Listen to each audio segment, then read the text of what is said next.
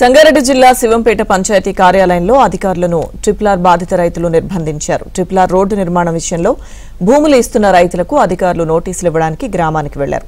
దీంతో అధికారులను బాధిత రైతులు పంచాయతీ కార్యాలయంలో నిర్బంధించి తాళం వేసి అక్కడే బైఠాయించారు. రోడ్డు నిర్మాణంలో భూములు కోల్పోతున్న తమకు ప్రభుత్వం తక్కువ నష్టపరిహారాన్ని చెల్లిస్తుందని ఆందోళనకారులు ఆవేదన వ్యక్తం చేశారు. విషయం తెలుసుకున్న పోలీసులు ఘటనా స్థలానికి చేరుకుని విచారణ చేపట్టారు.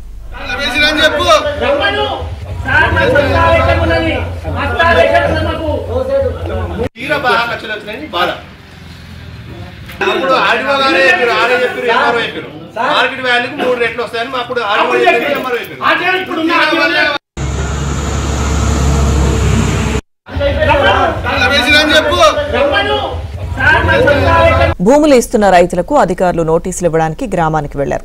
దీంతో అధికారులను బాధిత రైతులు పంచాయతీ కార్యాలయంలో నిర్బంధించి తాళం వేసి అక్కడే బైఠాయించారు. రోడ్డు నిర్మాణంలో భూములు కోల్పోతున్న తమకు ప్రభుత్వం తక్కువ నష్టపరిహారాన్ని చెల్లిస్తుందని ఆందోళనకారులు ఆవేదన వ్యక్తం చేశారు. విషయం తెలుసుకున్న పోలీసులు ఘటనా స్థలానికి చేరుకుని విచారణ చేపట్టారు.